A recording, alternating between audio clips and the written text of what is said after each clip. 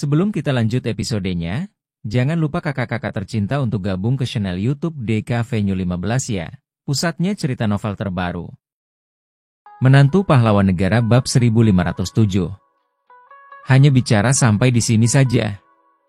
Memerintah Haron untuk meninggalkan kota Banyuli? Memberinya kesempatan terakhir? Ini. Apakah kata-kata ini keluar dari mulut Ardika? Dalam sekejap, banyak orang bahkan mencurigai telinga mereka sudah bermasalah. Pemandangan ini benar-benar sangat aneh. Berani-beraninya seorang menantu benalu mengucapkan kata-kata seperti itu untuk mengancam seorang ahli bela diri terkenal di ibu kota provinsi seperti Haron. Bukankah seharusnya yang terjadi adalah kebalikannya? Kalau kata-kata seperti itu keluar dari mulut Haron, barulah masuk akal. Guru, langsung saja habisi si Ardika itu. Hanya dengan cara seperti ini, guru baru bisa menunjukkan wibawa guru. Agar bocah kampungan kota Banyuli ini mengerti, guru bukanlah orang yang bisa disinggung. Satu persatu dari murid Haron berteriak dengan niat membunuh yang kuat. Ardika mempermalukan guru mereka, maka sama saja dengan mempermalukan mereka. Selama Haron memberi mereka perintah, mereka akan menerjang maju tanpa ragu untuk menghabisi Ardika. Tak lama lagi, sebuah pertarungan sengit akan pecah. Di antara kerumunan orang-orang, saat ini kepala keluarga Unima, kepala keluarga Yendia, kepala keluarga Remas, serta orang-orang yang mengetahui identitas Ardika sudah gugup setengah mati. Begitu Haron memilih untuk menyerang, maka malam ini akan terjadi pertumpahan darah di kota Banyuli. Dengan ekspresi muram, Haron menatap Ardika dengan lekat. Kilatan tajam juga tampak melintas di matanya. Dari mana menantu benalu itu memperoleh kepercayaan dirinya, sampai-sampai berani bersikap begitu arogan? Berani-beraninya menantu benalu itu memerintahnya untuk meninggalkan kota Banyuli. Saat ini, niat membunuh yang kuat sudah menyelimuti hati Haron. Dia benar-benar ingin menghabisi Ardika saat itu juga. Namun, pada akhirnya dia melambaikan tangannya, menghentikan para muridnya.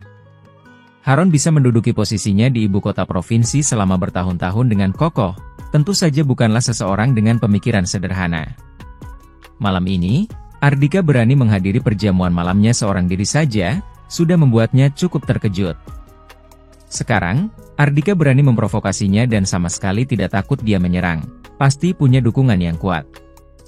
Walaupun di tempat kecil seperti kota Banyuli ini, Haron tidak takut pada siapapun. Namun, dia tidak bisa menjamin tidak akan terjadi sesuatu yang tak terduga. Hal yang paling penting adalah, melalui kurun waktu singkat berinteraksi dengan Ardika ini, Haron bisa melihat dengan jelas Ardika bukanlah tipe orang yang bertindak gegabah. Pemuda yang satu ini memiliki penglihatan yang tajam dan licik. Ardika memprovokasinya berkali-kali seperti ini, mungkin saja memang sengaja untuk memancingnya menyerang, demi mencapai tujuan sendiri. Karena itulah, makin Ardika memprovokasinya, dia makin tidak akan membiarkan rencana Ardika berhasil. Haron segera menghentikan para muridnya yang sudah tersulut api marah itu. Kemudian, dia menatap Ardika dengan lekat dan tertawa dingin. Ardika, kamu gak akan memperoleh keuntungan apapun dengan memprovokasiku seperti ini. Dia ingin menguji, mencari tahu dukungan seperti apa yang Ardika miliki. Memprovokasi? Ardika tersenyum dan berkata, terserah padamu saja. Lagi pula, aku hanya bicara sampai di sini saja. Mendengarkanku atau enggak, tergantung padamu. Bagaimanapun juga, aku hanya ingin memberimu satu kesempatan. Kalau kamu masih nggak sadar juga, aku juga nggak keberatan untuk membuat seseorang yang dikenal sebagai ahli bela diri sepertimu, nggak punya kesempatan untuk kembali lagi. Sayang, ayo kita pergi. Selesai berbicara, Ardika berbalik, kembali ke mejanya dan menggandeng tangan Luna. Kemudian, di bawah tatapan terkejut semua orang, dia membawa istrinya pergi begitu saja. Guru, mengapa guru menghentikan kami dan membiarkan Ardika pergi begitu saja? Ya, benar. Seharusnya dia dihabisi saja. Mata murid-murid Haron memerah karena marah. Mereka tidak mengerti mengapa guru mereka bisa membiarkan Ardika pergi hidup-hidup. Kaori masih berbaring di rumah sakit, Bukankah seharusnya guru mereka membalaskan dendam kakak seperguruan mereka itu? Haron berkata dengan dingin, kedatanganku kemari karena ada hal besar yang harus kulakukan. Menyingkirkan Ardika hanyalah hal sepele. Kita nggak perlu membuat pertumpahan darah terjadi di perjamuan malam ini, hanya karena Ardika yang nggak ada apa-apanya itu. Haron melontarkan kata-kata itu dengan santai, ekspresinya tampak misterius, seolah-olah sudah ada rencana sendiri. Bab 1508. Hal yang sangat mudah. Setelah mendengar ucapan Haron, para muridnya langsung tenang kembali. Ternyata guru mempertimbangkan para tamu undangan, gak ingin terjadi pertumpahan darah di perjamuan malam ini. Sudah kubilang, jelas-jelas guru bisa menghabisi Ardika dengan sangat mudah, tapi guru malah membiarkannya pergi. Sebenarnya, guru hanya ingin membiarkannya tetap hidup sementara waktu saja. Mendapatkan proyek kota baru Sungai Banyuli adalah prioritas kita mendatangi kota Banyuli kali ini. Menghabisi Ardika nggak begitu penting, hanya sekalian saja. Para murid Haron menyanjung Haron habis-habisan, mereka tetap tampak sangat arogan. Namun, setelah mendengar ucapan murid-murid Haron itu, ekspresi banyak tamu undangan langsung berubah. Selain segelintir orang, kebanyakan orang baru tahu kedatangan Haron kali ini adalah menargetkan proyek kota baru Sungai Banyuli. Wali kota baru ingin memperbaiki area kota baru, berencana untuk membangun kota baru Sungai Banyuli. Hal ini sudah bukan rahasia lagi di kota Banyuli. Tentu saja ada banyak orang yang juga menargetkan proyek tersebut. Bagaimanapun juga, itu adalah sebuah proyek besar bernilai ratusan triliun. Hanya dengan mendapat bagian sedikit saja, orang yang mendapatkannya sudah bisa memperoleh keuntungan besar. Pantas saja Haron mendatangi kota Banyuli dengan heboh seperti ini. Ternyata ambisinya begitu besar. Di antara para tamu undangan, ekspresi sebagian orang sudah berubah menjadi sangat masam. Mereka adalah tokoh-tokoh hebat di kota Banyuli, tentu saja mereka juga ingin bersaing untuk mendapat sedikit bagian. Siapa sangka Haron yang berasal dari luar kota itu malah datang untuk ikut bersaing dengan mereka. Terlebih lagi, dengan sikap arogan dan mengintimidasi Haron, kalau pria itu mendapatkan proyek tersebut, ingin mendapat bagian kecil proyek itu saja, mungkin harus membayar harga yang mahal. Namun, orang-orang itu tidak berani menyuarakan kekesalan dan amarah mereka. Karena Haron terlalu kuat, mereka tidak berani memprovokasinya. Tuan Haron adalah tokoh hebat di Provinsi Denpapan. Bagi Tuan mendapatkan proyek kota baru Sungai Banyuli adalah hal yang sangat mudah. Kami berharap saat itu tiba, Tuan Haron bisa berbagi sedikit pada kami. Kami semua sangat menghormati Tuan Haron. Selain itu, juga ada sebagian orang yang setelah tertegun sejenak, mulai menyanjung Haron. Bagi mereka, Haron sudah mendatangi kota Banyuli, maka mereka sudah tidak berharap banyak lagi untuk mendapatkan proyek kota baru Sungai Banyuli tersebut. Karena itulah, saat ini mereka mencoba untuk menjilat Haron, mungkin saja mereka bisa mendapatkan sedikit bagian. Biarpun harus membayar harga yang sangat mahal, tetapi sangat pantas kalau dibandingkan dengan keuntungan yang bisa diperoleh. Orang-orang itu berusaha yang terbaik untuk menyanjung Haron. Tanpa butuh waktu lama, Haron sudah melupakan kekesalan yang dibawakan oleh Ardika padanya. Suasana hatinya berubah menjadi baik.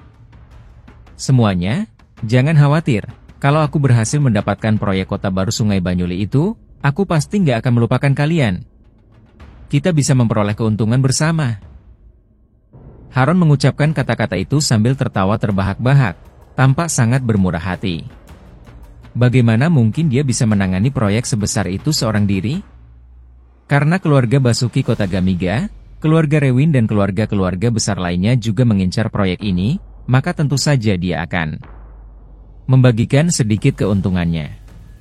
Saat itu tiba, hanya dengan membagikan sedikit keuntungan, orang-orang kota Banyuli ini sudah pasti akan berterima kasih padanya. Dengan iringan kata-kata sanjungan dan penuh terima kasih yang ditujukan oleh orang-orang itu padanya, Haron menyipitkan matanya dan berkata, jikalau ingin mendapatkan proyek kota baru Sungai Banyuli, pertama-tama harus tundukkan wali kota baru itu dulu. Aku mengundangnya ke perjamuan malamku, tetapi dia nggak mempertimbangkanku sama sekali dengan nggak menghadiri perjamuan malam ini. Sebaliknya, dia malah mengirim Ardika, menantu benalu yang hanya bisa menuangkan air cuci kaki itu untuk membuat kekacauan di sini. Anak muda ini sama sekali nggak menganggap serius aku. Harun mendengus dingin, lalu bertanya pada para tamu undangan yang berada di tempat itu. Semuanya, wali kota baru ini juga sudah menjabat selama beberapa waktu, seberapa dalam pemahaman kalian terhadapnya? Begitu mendengar ucapan yang dipenuhi nada bicara kesal Harun itu, suasana di tempat tersebut langsung berubah menjadi agak hening. Karena mereka semua tahu Harun berencana untuk melawan wali kota baru itu. Bab 1509. Meninggalkan kota Banyuli. Kalau terlibat dalam pertarungan sengit orang-orang ganas seperti ini, hanya sedikit kurang berhati-hati saja, nyawa sendiri akan terancam. Banyak orang tidak berani menunjukkan sikap mereka dengan gegabah. Tuan Harun, gak ada yang pernah bertemu dengan wali kota baru ini, dia gak pernah menunjukkan wajahnya di depan publik. Seperti biasa, pejabat yang baru menjabat selalu ingin menunjukkan wibawanya. Gak lama setelah dia menjabat sebagai wali kota, dia langsung memecat tokoh-tokoh penting dari beberapa departemen, di antaranya ada seorang penanggung jawab ketiga departemen sekaligus putra Hamdi. Tapi, Pak Hamdi sangat tunduk padanya. Dia juga berencana untuk membubarkan beberapa rumah sakit swasta yang dibeli oleh perusahaan investasi Mahasura. Dia sama sekali nggak memedulikan seberapa kuat latar belakang perusahaan tersebut. Banyak orang mengatakan wali kota baru ini sangat tegas dalam bertindak. Di bawah tatapan tajam sekaligus mengancam Harun, ada beberapa orang yang memaksakan diri untuk mengatakan hal-hal yang mereka ketahui. Namun, informasi yang mereka berikan bersifat universal. Tidak ada seorang pun yang bisa memberikan informasi detail mengenai wali kota baru tersebut. Harun tidak terlalu puas. Pandangannya beralih ke kepala keluarga Unima, kepala keluarga Yendia dan kepala keluarga Remas. Aku dengar setelah 3 keluarga besar ditekan oleh Dewa Perang dan menghilang tanpa meninggalkan jejak, keluarga kalian bertiga telah menjadi 3 keluarga besar baru kota Banyuli. Relasi kalian sangat luas, seharusnya kalian pernah mendengar tentang wali kota baru itu kan? Di bawah tatapan dingin dan tajam Harun, kepala keluarga 3 keluarga itu merasakan tekanan yang besar. Mereka mengerti, seharusnya Harun tahu jelas hubungan mereka dengan Ardika cukup baik, sehingga memancarkan sedikit aura permusuhan pada mereka. Orang-orang kalangan kelas atas kota Banyuli sudah mengetahui hubungan yang terjalin antara keluarga Unima, keluarga Yendia dan keluarga Remas dengan Ardika. Hal ini sudah bukan rahasia lagi. Harun mengajukan pertanyaan seperti itu dengan 2 tujuan. Pertama, dia benar-benar ingin memperoleh informasi yang bermanfaat dari mereka. Kedua, mungkin dia juga bisa menundukkan mereka, agar mereka berpihak padanya. Namun, mengingat identitas sosok hebat itu, 3 kepala keluarga itu bahkan sama sekali tidak perlu berpikir sebelum memilih. Desta berkata, Tuan Harun, tolong jangan bercanda pada kami. Gak ada 3 keluarga besar di kota Banyuli, sekarang gak ada, kelak juga gak akan ada. Keluarga Unima, keluarga Yendia dan keluarga Remas hanyalah keluarga kecil biasa. Kami gak berani menyebut keluarga kami sebagai 3 keluarga besar. Kalau kata-kata ini sampai ke telinga tokoh besar itu, akan membawa musibah bagi keluarga kami. Mendengar ucapan ini, tidak hanya Harun, para tamu undangan lainnya juga tampak keheranan. Beberapa waktu sebelumnya, setelah 3 keluarga besar mengalami kejatuhan, keluarga Unima, keluarga Yendia dan keluarga Remas masih sangat arogan. Generasi muda keluarga mereka sangat arogan, menyebut-nyebut keluarga mereka sebagai 3 keluarga besar baru. Mengapa sekarang keluarga Unima, keluarga Yendia dan keluarga Remas menjadi begitu tidak menonjolkan diri? Mereka tidak tahu, sejak terakhir kali Ardika memberi pelajaran pada mereka, kepala keluarga 3 keluarga itu sudah ketakutan setengah mati. Setelah kembali ke rumah, masing-masing dari mereka mendisiplinkan anggota keluarga mereka, terutama generasi muda mereka. Sejak saat itulah, mereka tidak pernah menonjolkan diri lagi. Apalagi bermimpi menjadi 3 keluarga besar baru. Harun bertanya dengan penuh minat, tokoh besar? Siapa? Tuan Harun, sebaiknya Tuan jangan mencari tahu lagi. Kami nggak berani mengatakan identitas asli tokoh besar itu. Desta menggelengkan kepalanya, lalu berkata dengan suara dalam, Tuan Harun, aku tahu kamu adalah tokoh hebat di dunia bela diri dan dunia preman ibu kota provinsi. Kedudukanmu sangat tinggi. Keluarga Unima sangat menghormatimu, gak ingin sampai ada kesalahpahaman antara kamu dengan kami. Karena itulah, dengan mempertimbangkan ini, aku berbaik hati menasihati Tuan Haron. Dengarkan saja ucapan Tuan Ardika, kembalilah ke ibu kota provinsi sebelum besok, kelak jangan menginjakan kaki di kota Banyuli lagi. Kalau enggak, menyesal di kemudian hari, sudah enggak ada artinya lagi. Begitu Desta selesai berbicara, semua orang di tempat tersebut terkejut bukan main. Berani-beraninya Desta memerintahkan Haron untuk kembali ke ibu kota provinsi, kalau tidak akan menyesal di kemudian hari? Apakah keluarga Unima sedang memprovokasi Haron? Bab 1510. Bagi yang tunduk hidup sebaliknya mati. Pandangan keluarga Yendia juga sama dengan Desta. Tuan Haron, kota Banyuli memang adalah tempat kecil. Tapi, kamu jangan lupa, kota ini juga merupakan lokasi markas tim tempur kota Banyuli. Kalau benar-benar ingin dibandingkan, kedudukan ibu kota provinsi nggak ada apa-apanya dibandingkan kota Banyuli. Jadi, kota Banyuli nggak sesederhana yang Tuan Haron pikirkan. Aku berbaik hati mengingatkanmu untuk segera kembali ke ibu kota provinsi. Kalau enggak, kamu benar-benar akan menggali kuburmu sendiri. Saat ini, Zaki dan Baron juga angkat bicara. Tidak perlu diragukan lagi, Desta dan dua orang lainnya adalah sosok pemimpin di kalangan kelas atas kota Banyuli.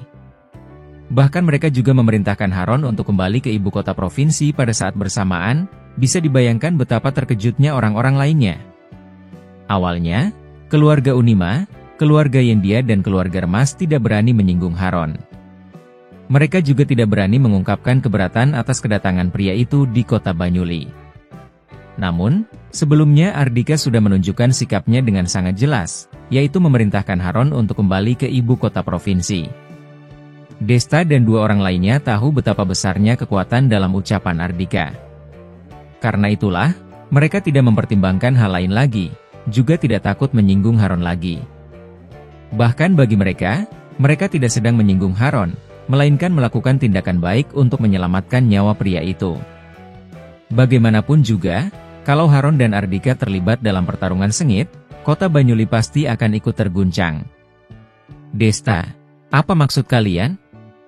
Apa seorang wali kota, ditambah Ardika, bisa membuatku mati di kota Banyuli?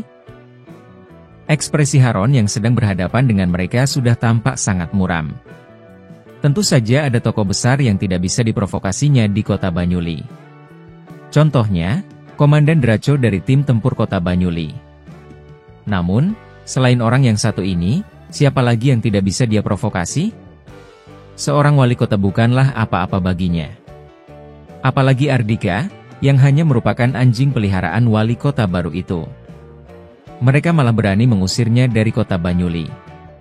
Tuan Haron, kami hanya bicara sampai di sini saja, kami juga nggak berani bicara lebih banyak lagi. Desta menghela napas. Sulit untuk membujuk orang yang cari mati sendiri seperti Haron. Terlepas dari sebanyak apapun yang mereka katakan, pria itu tidak akan mendengarkan mereka. Haron menatap mereka bertiga dengan lekat, lalu tiba-tiba tertawa dingin. Hehe, jangan pikir aku nggak tahu apa yang sedang kalian rencanakan. Kali ini, dia datang ke kota Banyuli dan mengatakan dengan penuh percaya diri bahwa dia akan berhasil mendapatkan proyek kota baru Sungai Banyuli. Tentu saja tindakannya ini sudah mengancam keuntungan kekuatan penduduk asli kota Banyuli yang diwakili oleh keluarga Unima, keluarga Yendia dan keluarga Remas. Namun, hal yang terpenting adalah, kekuatan penduduk asli kota Banyuli tidak cukup kuat untuk menghentikannya. Karena itulah, Desta dan dua orang lainnya bersekongkol dengan Ardika, ingin menggertaknya agar dia kembali ke ibu kota provinsi dan berinisiatif mengurungkan niatnya untuk bersaing mendapatkan proyek kota baru Sungai Banyuli. Bagi Haron, pemikiran Desta dan dua orang lainnya benar-benar konyol dan kekanak-kanakan. Biarpun tidak ada dirinya, proyek kota baru Sungai Banyuli juga bukanlah proyek yang bisa didapatkan oleh kekuatan penduduk asli kota Banyuli. Keluarga Basuki kota Gamiga, keluarga Rewin kota Gamiga, serta keluarga-keluarga besar lainnya telah bersiap untuk merebut keuntungan itu. Setelah berpikir demikian, suara tawa Haron kian keras. Kalau kekuatan penduduk asli kota Banyuli makin berusaha untuk menunjukkan kehebatan mereka, itu malah makin bisa menunjukkan kerentanan dan kelemahan mereka. Sekarang, selagi keluarga-keluarga besar lainnya belum mulai berpartisipasi dalam persaingan ini adalah kesempatan yang tepat baginya untuk menguasai kota Banyuli, menguasai pembagian keuntungan proyek kota baru Sungai Banyuli ini. Jadi, dia harus menundukkan wali kota baru itu. Kalau dia tidak berhasil menundukkan targetnya, maka dia akan menggantikan wali kota itu dengan orang lain yang patuh padanya. Selain itu, Ardika juga harus mati.